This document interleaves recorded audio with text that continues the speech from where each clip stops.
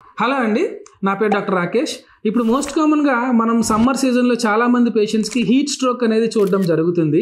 So ఈ heat stroke అనేది ఎవరైతే పెద్దవాళ్ళు ఉంటారో 65-70 ఏళ్ళు వయసు పైబడిన వాళ్ళు కానీ, చిన్నపిల్లలు 10 ఏళ్ళలోపు 15 ఏళ్ళలోపు ఉన్న పిల్లలు కానీ, స్టూడెంట్స్, సో వీళ్ళందరికీ హీట్ స్ట్రోక్ వచ్చే అవకాశాలు చాలా ఎక్కువ ఉంటాయి. ఎక్కువసేపు ఎండలో తిరగడము, ఎండకి ఎక్స్పోజ్ అవ్వడము, ఇలాంటి సిచ్యువేషన్స్ ఫేస్ చేసే వాళ్ళందరికీ హీట్ స్ట్రోక్ ఎక్కువ వస్తూ ఉంటుందండి. సో ఫ్రీక్వెంట్గా వాటర్ తీసుకోవడం వలన, లైక్ ఫర్ ఎగ్జాంపుల్ 2 గంటలకు ఒకసారి 3 గంటలకు ఒకసారి నీళ్ళు ఎక్కువ తాగడం వలన, కుదిరితే ఓఆర్ఎస్ లాంటిది ఎక్కువ తీసుకోవడం వలన, ఎండని అవాయిడ్ చేసి శరీరాన్ని ఫుల్గా హీట్కి ఎక్స్పోజ్ కాకుండా కాపాడుకోవడము, చెమట పట్టే సిచ్యువేషన్స్ని మనం అవాయిడ్ చేసుకోవడం వలన మన హీట్ స్ట్రోక్ని తగ్గించుకునే అవకాశాలు ఉంటాయన్నమాట. సో ఎవరైతే ఇలా హీట్ స్ట్రోక్ గురవుతారో సడన్గా వాళ్ళు కొంచెం స్పృహ డౌన్ అవ్వడం కానీ, బీపీ డౌన్ అవ్వడం కానీ జరుగుతుంటుందండి.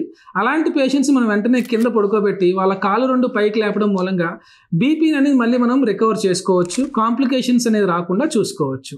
సో సాధ్యమైనంత వరకు మనం ఈ జాగ్రత్తలు పాటించడం వలన హీట్ స్ట్రోక్ రాకుండా మనం కాపాడుకోవచ్చు. ఒకవేళ హీట్ స్ట్రోక్ జరిగిన పేషెంట్ ఎవరైనా మీ దగ్గరలో కనపడితే వెంటనే వాళ్ళ కాలు లిఫ్ట్ చేయడము, ఇమీడియట్గా దగ్గరలో ఉండే ప్రైమరీ హెల్త్ కేర్ సెంటర్కి తీసుకెళ్ళడము, సలైన్స్ ఎక్కించడం వలన హీట్ స్ట్రోక్ వలన వచ్చే కాంప్లికేషన్స్ చాలా వరకు మనము తగ్గించుకోవచ్చు. సో ఇటువంటి మరిన్ని హెల్త్ టిప్స్ కోసం మా నాసా హాస్పిటల్స్ ఛానల్ని సబ్స్క్రైబ్ చేసుకోండి.